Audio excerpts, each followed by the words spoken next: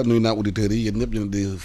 maanaam ñaanal bëccëgu jàmm ak salaam ñu dem ba Paris fekk fa suñu maanaam compatriote bi tudd Adama Ali Pam Adama Ali Pam nag tey mu ngi liggéey UNESCO moom docteur en histoire de l'université Cheikh Anta Diop Dakar la Adama Ali Pam nag am na thèse archivistique de paléontologie école Chartres bu Sorbonne université Sorbonne de Paris am DEA école de hautes études en sciences sociales de Paris am na ñaari thèses yu mu soutenir le troisième cycle ci histoire médecine de la santé au Sénégal en situation coloniale Adama ñu ngi lay nuyu. Alassane maa ngi lay fay. ñu ngi lay dalal ci studio iRadio ITV dañuy waxtaan ak yow tey ci li nga liggéey ci réew mi liggéey ci histoire affaire médecine Sénégal du affaire bi xamante ne day rek la door ak mbirum santé bi tubaab yi nekkee fii dafa am benn politique bi noonu dawal ci mbirum santé d'abord bu ñu ñëwaat ci loolu mbirum santé bi ban politique ak ban jàngat nga def ci sa thèse yi nga génnee pour ñu xamloo ñu li und woon santé bi fii ci réew mi. waaw Alassane balaa may door maa ngi lay jaajëfal déjà di jaajëfal ñi ngay liggéeyantel te di nuyu waa réew ma te ñaanal leen jàmm ñaanal réew ma feebar bi bañ a law te ñaanal ñi tëdd feebar yàlla may leen tan ñu jóg. amiin. maanaam mbirum histoire santé wu Sénégal doon woon tey man jàngat naa ci lu ëpp téeméeri at ak juróom fukk. ci nan la politique santé tëddee nan la Sénégal jànkonteel ak mbas yu bëre yu am ci réew ma daanaka réew ma am na ci téeméeri at ak juróom fukk yooyu lu ëpp ñaar fukk ak juróom mbas yi nga xam ni wër na réew mi rey na ay nit yu bëre faagaagal na ay nit yu bëre indi na jafe-jafe yu bëre ci réew ma waaye tamit politique bi ñu tëral di xeex mbas yooyu am na lu mu jur ci lu mu jur yooyu mën nañ cee jàngat lu bëre. lan lañ mën a jàngat ci loolu. waaw ñi ngi mën a jàngat ci loolu maanaam boo gisee mbas bi mel ni par exemple bi ñuy tudd pays mooy fièvre jaune. fièvre jaune wër na àddina pëng comme ni feebar bi di wëree àddina rey na ay millions nit am na ay réew yi nga xam ni sax ay réew yi nga xam ni dafa leen daaneel seen koom-koom daaneel seen njiitu réew bu ñu ko indi analyser ci Sénégal yi tamit am na boo demee dëkk buñ tudd Gorée am na benn stèle bu ñu fa def en 1878 si ñaar fukk ak ñeent médecins ak pharmaciens yi nekkoon ci Sénégal ñaar fukk ak ñaar yi faatu nañu foofu am na ñaari gouverneur Sénégal yi nga xam ne ñoo jiite woon réew ma faatu nañu Sénégal ndax feebar jaune am na benn gouverneur ci guleet ci histoire u Sénégal dañ kaa dàq ci place am ndax feebaru épidémie fièvre jaune maanaam mbas bi fièvre jaune. am nañu tamit lu am solo mooy vaccin bi ñu defar pour xeex fièvre jaune en Afrique occidentale française en Afrique équatoriale française Dakar lañ ko defaree maanaam suñu réew yàgg na participer ci développement scientifique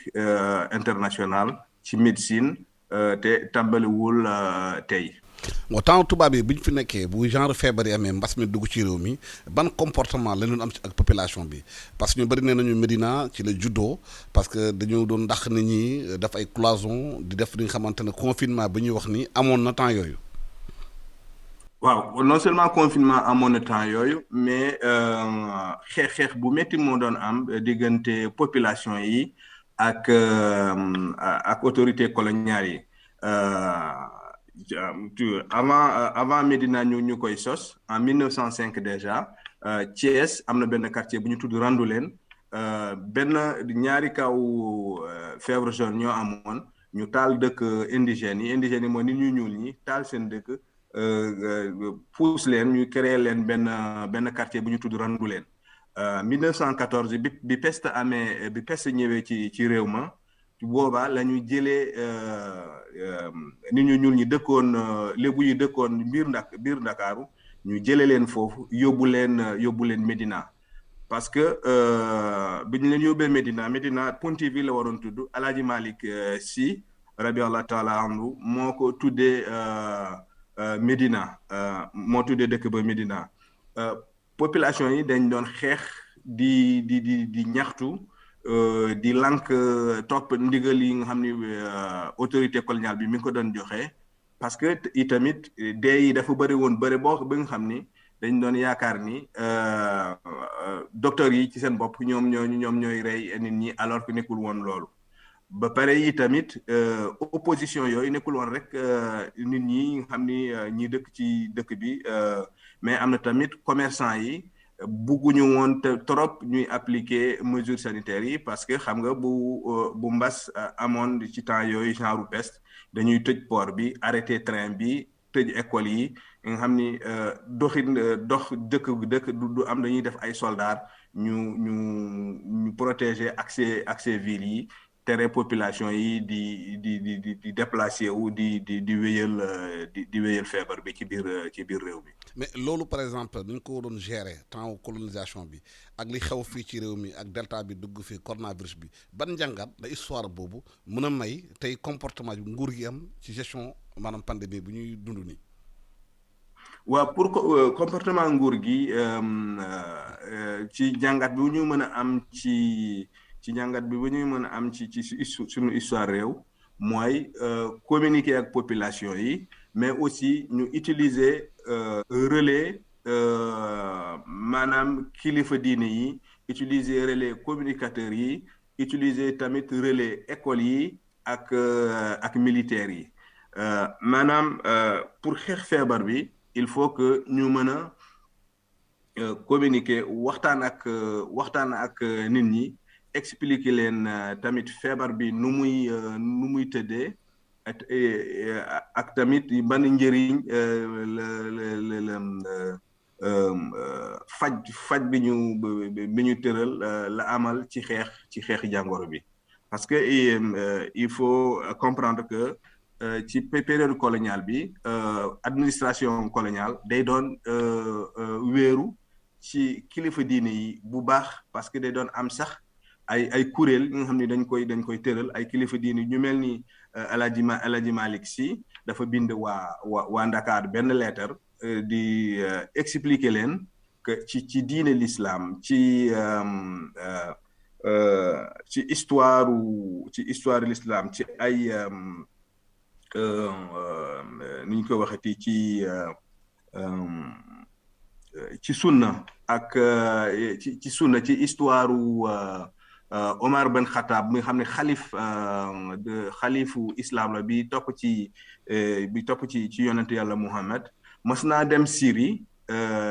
mu fekk foofu peste bi mu ko fekkee peste dëkk bi mu waroon dem dafa mujj dellu te dëkk boobu mi ngi tudd Saraxa te bi muy dellu Abu Hurayra bi àndaloon ak moom naan lu tax ngay daw dëkk boobu mu ni dafa fàttaliku yenent bi ne woon na ko boo ñëwee ci dëkk nga fekk fa boo déggee feebar ci dëkk waroo faa dem te boo nekkee ci dëkk bi ci boppam bu fa feebar amee waroo faa génn te loolu nekkul sax ci dëkk ak dëkk même ci biir kër kër ak kër boo déggee am na ku feebar waroo faa dem loolu mooy lan mooy sunu diine ak sunu gëm-gëm lu important la war nañ ci wéeru pour mën a xeex jàngoro bi El Hadji Malick yemul ci loolu rek parce que dafa itamit ci lettre bi mu yónnee waa Dakar dafa ci def aussi lim ay téere médecine yu amoon di expliquer que feebar mën nañ ko jotee ci ngelaw li mën nañ ko jotee ci contact te mën nañ ko jotee ci fan yu bëree donc nañu déglu docteur yi boroom xam-xam yi dañ leen war a déglu parce que loolu lu am solo la te maanaam ndigalu sunu borom la. waaw ci mbirum ñàkku bi gis nañ ko nit ñi dañu am réticence dem ñàkku ji xëy na temps yi am na changement bu ci am ndaxte dee yi bëri nañu ñu bëri nañu xëy nit ñi dee lañu gën a ragal ko yàlla waaye ñu ngi daw dem ti vacciné wu waaye am noon réticence ci vaccin yi te dafa am ay figures religieux yu nekkoon Sénégal dañoo wone exemple ci ñàkku bi pour population mën a dem ñàkku ji. exactement maa ngi doon lim léegi El Hadji Malick moo ci boppam waa waa Guet Ndar bu ñu lànkee boobu épidémie peste la woon bu ñu lànkee bañ a ñàkku moom ci boppam non seulement dafa ñàkku woon leen par les preuves par l'exemple pour inciter population yi ñàkku waaye nekkul rek Alaaji Malick sunu maam Limaamu Laay moom itamit en 1893 bi feebaru choléra duggee réew ma moom ci boppam taxaw na ci taxawaay boo xam ni dimbali na waa population Dakar mbokk sunu mbokk Lébu yi nga xam ni ñu bëre génnoon nañu àdduna ci feebar boobu mu dimbale autorité coloniale yi ci politique de prévention amin tamit beneen Serigne xaadar bi nekkoon Mauritanie bi tëdd Cheikh Sidiya moom itamit digle na waa population yi bind ay lettres digal leen ay ñaan digal leen ay sarax digal leen aussi ñu topp ndigalu docteur yi loolu yëpp juste pour dire que xeex bi dafa war a nekkul xeexu kenn nit xeexu ñëpp la nekkul xeexu seulement docteur yi nekkul sax xeexu gouvernement bi tamit xeexu kilifa diine yi ku nekk da nga war a jàpp ci xeex bi nga xam ni feebar bi bu mu nekk buntu buy jaar ci yow. bu ñu jàngatee histoire Sénégal ci médecine bi xeex mbas yeeg yooyu est-ce que yaakaar nga ne nguur gu fi nekk war naa mun stratégie boobu colon yi doon jël appui aussi chefs religieux yi nekk fi ci réew mi pour indi population gën a adhéré ci vaccin yi mun a ñàkku maanaam aar seeni bopp. waaw mais man dama yaakaar ni sax Sénégal mënuñu jël lenn doxal ko bu mu dox fekk boolewuñ ci kilifa diine yi ñi nga xam ne ñooñu ay kàngaam yu important lañu ci réew ma gouvernement bi dafa war a wax ak ñooñu te kilifa diine tamit dañoo war a wax ak population yi expliquer leen parce que mbas mi fu mu nekk nii dafa jéggi dayoo et puis lu mu yàq dafa bëri te ñoom dëggal nañ leen lii administration coloniale daan def muy dox dama yaakaar ni gouvernement bii nii xëy na sax mi ngi koy def mais dañoo war a yokk communication bi wax ak ñi nga xam ni ba léegi ñu ngi laam-laamee vaccin yi baax na baaxul ñu expliquer leen que vaccin bi ci instant bi fu ñu toll moom dong moom mooy solution bi tax feebar bi jóge fi. dama gis nañu kii di xalif général des Mourides Serigne Mountakha woote na journée xasaayit ñëpp ñëw jàng dafa ne woon ku nekk fi nga nekk na nga fay jàngee wàccee xasaayit jàng alxuraan ñaan yàlla mbas mi ñëw parce que nee na jullit ñaan rek la am est-ce que message yooyu mun am impact ci population bi ci xeexuma feebar bi ñu nekk nii di ko dund. waaw xam nga feebar ñaari dimension la am na dimension psychologique am na dimension physiologique. Dimension psychologique bi mooy xel bu dal lan mooy dalloo xelam ki gëm yàlla di jaamu yàlla gëm sa sëriñ loolu bokk na ci li dalal xel yi waaye tamit dalal xel baax na dañ si war a boole tamit faju parce que fagaru moo gën a faju ci fagaru boobu mooy distanciation sociale yi ñuy wax takk masque jaabante yu bëri yi ñu bàyyi ko loolu comme li ma ko doon waxee dañ ko di war a di communiquer ko expliquer ko population yi bu ñu am confiance ñu mën a adhérer ci règles yi ñuy tëral. waaw ginnaaw vaccination ba léegi am na ñu koy lam-laame di ko daw di naan vaccin bi baax na baaxul am ñu nekk ci réseaux sociaux yi tamit nekk anti vaccin muy tubaab muy yeneen sax nekk fii Sénégal di ci wax est-ce que yaakaar nga ne tey bu fekkoon ne xalif généraux yi seen bopp gis nañ ñu ñàkku ñu woon leen télévision xalif yëpp ak jàngu bi ak ñëpp est-ce que loolu mun na am impact bu am importance ci xelu nit ñi rassurer leen pour ne man de bu fekkee ne sama kilifa vacciné wu na man a ñàkku na man mun naa ñàkku. waaw exactement parce que tey bu xalif yi bu ñu ñàkkoo dina tax bu ñu joxee mot d'ordre pour nit ñi ñàkku nit ñi dinañu ñàkku waaye dama bëgg dellu ci tuuti ci ginnaaw pour xamal ne ni défiance mooy ragal bi nit ñi ak bañeel bi nit ñi am ci vaccin yi nekkul lu bees Angleterre amoon na fa en 1885 Suisse amoon na fa en 1882 France am na fi di 1954 mooy ay kuréel yu taxaw di xeex di discréditer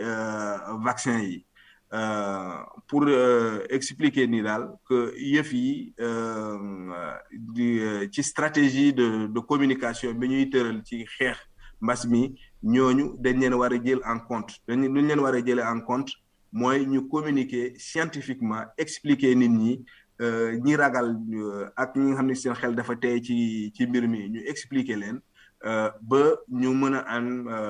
courage ñu mën a am sañ-sañ dem ñàkku ji te ñu xam ni ci ñun suñu histoire ay milliers de morts ay millions de morts yi doon am ci Afrique ci feebar bu comme pays ou bien ay feebar ñu mel ni tuberculose yooyu yëpp vaccin yi ñoo ko fi jëlee te feebar bi nga xam ni moo gën a rëyee ci àddina bi mu tudd variole nga xam ni rey na 300 millions de morts en 3 siècles ñàkk yi ñoo ko fi jëlee te ñàkk bii ñu defar nii di xeex jàngoro bi di lëmbe réew ma tamit ci technique yooyu la bokk ci xam-xam bu wér la wéeroo donc nit ñi amuñu benn intérêt di boom seen waa réew. waaw da nga bind téere ñaari thèse ci mbirum vaccin surtout ci médecine Afrique ak santé lu tax Afrique boobu ba léegi bu mu amee maanaam sosoo ba léegi mun la jël en charge santé boppam créer ay vaccin boppam di bañ a dépendre ci bitim réew parce que gis nañu ay réew mel ni Chine ak yooyu yëpp am nañu quand même benn histoire bu nekk seen médecine ba ñu créer seen biir médecine liy faj seeni bopp. Alors, pourquoi Afrique mënul defar indépendance médicale loolu dama yaakaar ni nekkul Afrique amul ay cadre Afrique am na ay cadre yi nga xam ni war nañu mën te mën nañ ko defar maintenant infrastructure yi organisation économique ak organisation logistique bi nga xam ni war a mettre en place xëy na du point de vue politique loolu moo la ñu defagul sur place itam da ngay xool par exemple même vaccin Pfizer bi ñuy defar am na sunu benn mbokki nigérian ci équipe boobu la bokk te am na ay sénégalais africains yu bëre ñu ngi ci laboratoire yu nekk en Occident yi def ay innovation di inventer di découvrir ay beaucoup de choses ci médecine bi au Sénégal par exemple di découverte VIH2 maanaam ci feebaru sida sénégalais moo ko découvrir vaccin contre fièvre jaune nee naa ni Sénégal lañ ko defaree vaccin contre hépatite B Sénégal lañu defee test yi ak kii yëpp ba vaccin boobu ñu utiliser ko ça a sauvé beaucoup de monde ci cancer du foie yi nga xam ni feebar bi nga xam ni bu sonnalaate la ci sunum réew boo jëlee dëkk bu comme Cameroun am na aujourd'hui benn antalgique bi ñuy utiliser ci chirurgie Cameroun lañ ko découvrir mais dañu lënkaloo ak benn laboratoire bu nekk en France loolu pour xamle ni Afrique nekkul dafa amul xam-xam bi ou mais dafa amul mën-mën bi suñu lënkaloo ci sunu biir ñu organiser ci sunu biir pouvoir politique yi organiser recherche bi financer recherche bi de sorte à ce que ñu mën a développer l'industrie pharmaceutique que l'industrie médicale mën nañu trouver ay solutions yi nga xam ni propre à nos propres besoins te ñu xamale ni Afrique tamit am na ay feebar yi nga xam ni ci sunu biir lañu bokk pharmacie industrie pharmaceutique yi en Occident amuñu benn intérêt di xeex jàngoro yooyu parce que ça ne les concerne pas directement et puis ce n'est pas rentable parce que ñooñu tamit ay capitalistes lañu seen bénéfice seen intérêt la ñuy dox. mais est-ce que justement système capitaliste bi xamante ne yow li nga système colonial bi ñoom am nañu intérêt Afrique réunir am ay xam-xamam liggéey est-ce que duñu maintenir système boobu nekkoon fii en même temps dépendance bi continuer ko parce que bu ñu defaree Afrique la ñuy jaay seen médicaments yi parce que marché la. waaw mais addina bi jënd ak jaay ak ku nekk da nga war a lijjante sa intérêt parce que ñun mënuñoo toog di xaar ba waa bitim réew naan leen waaw léegi yéen man ngeen moom seen bopp moom sa bopp xeex la da ngay xeex nga mënal sa bopp boo mënalee sa bopp bu boobaa comme niñ koy waxee ci wolof ku ëmb sa sànqal ëmb sa kersa. boo ëmbalee sa bopp sa sànqal yow yaay sa propre responsable àddina yow yaay sa propre responsable décision loolu nag xaw na néew sunu réew yi parce que dañoo néew doole parce que tamit xëy na xeex bi ñuy war a xeex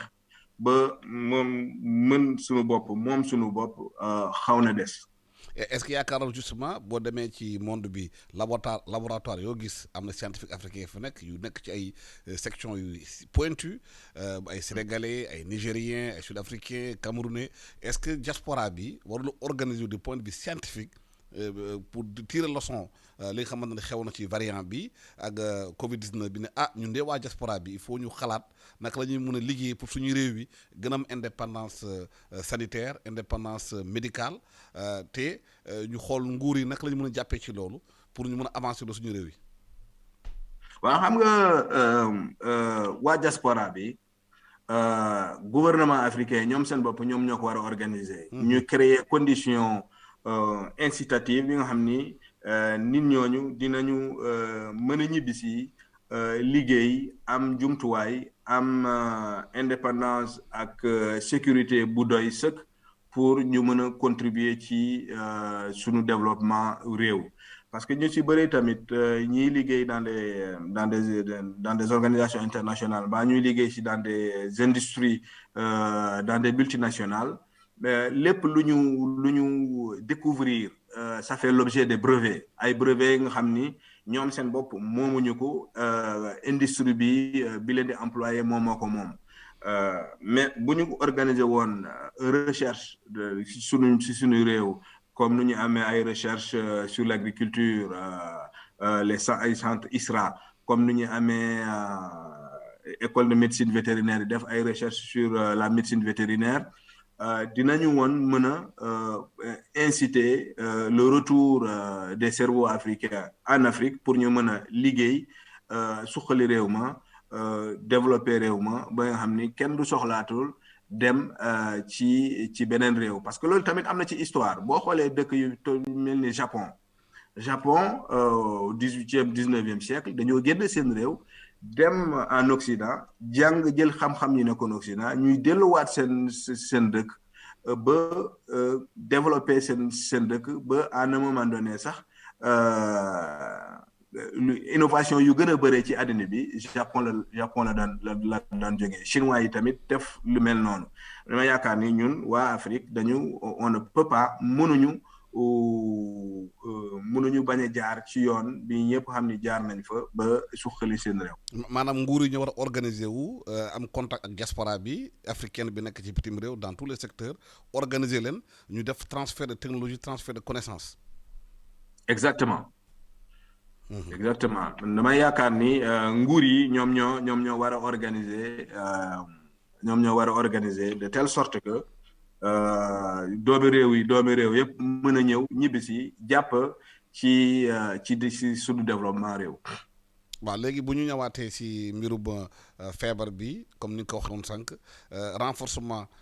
maanaam sensibilisation bi waxoon nga ko il faut mën nañ ko jaare ci chefs religieux yi mën nañ ko jaare tamit ci askan wi waaye tiitaange am na ci suñu réew yi parce que feebar baa ngi law ñu bëri ngi ñàkk seen bakkan ci loolu ban yeneen levier la ñu mën a appuyer wu pour davantage population bi xam ne feebar bi am na dafay reye te war nañu mun si jóg nu mu gën a gaawee. Loolu ma yaakaar ni yéen communicateurs yi am ngeen ci wàll bu rëy ci ñaari direction déjà parce que non seulement da ngeen mën ngeen wax ak askan wi waaye tamit collaborer ak waa docteur yi pour gën a mën a yee askan wi ci feebar wi ci ni ñuy def ba moytu ko ak ni ñuy def ba feebar bi du law dama collaboration la communication la il faut beaucoup communiquer ñu communiquer lu bëre pour nit ñi yi nga xam ne ñëpp nga xam ne ñu ngi dañu ragaloon ñàkku ñu dem ñu ñàkku ñoo xam ni ñàkk ci loolu ci instant bi loolu mooy garabu feebar bi tamit am na feebar yu bëree yi nga xam ni seen faj ñàkk kese la boo jëlee feebar bu mel ni pays mbaa fièvre jaune amuluñu ko benn garab bi am mooy vaccin instant bii nii garab bi ñu am mooy vaccin te nit ñi nañu dem ñu vacciné wu pour ñu mën a aar seen bopp waaye tamit aar seen i mbokk. jërëjëf docteur Adama Ali Pam ma fàttali yow docteur en histoire université Cheikh Anta Diop fii nga génne woon te tamit def nga benn thèse archivistique de paléotographie de école Chartres bu université Sorbonne Paris am nga DEA école de haute étude de sciences sociales bi nekk fara ci Paris am nga ñaari thèse yi nga soutenir troisième cycle ñu ko conseil histoire de la médecine et de la santé au Sénégal en situation coloniale dina waxtaan ak yow justement ci colonial bi ñu fi nekkee dañ doon gérer système de santé bi ak nguur gi naka la mën a jëlee leçon ci loolu appliqué ko fu ñu nekk nii ci situation bi pour xeex mbas mi xamante moo lëmbee réew mi ñu la gërëm di la sant di la ñaanal bëccëgu jàmm ak salaam jërëjëf. jërëjëf Alassane. merci bonne journée. merci Yacine Saliou tamit nekkoon ci technique bi permettre ñu mun a waxtaan ak sénégalais nekk bitim réew di mun a participer ci débat yi fii parce que fépp Sénégal nekk ci àdduna bi war naa mun a indi xalaatam ci réew mi nu muy doxee nu muy waxtaanee ñu ngi gërëm di leen sant di ñaanal bëccëgu jàmm jërë ngeen jëf.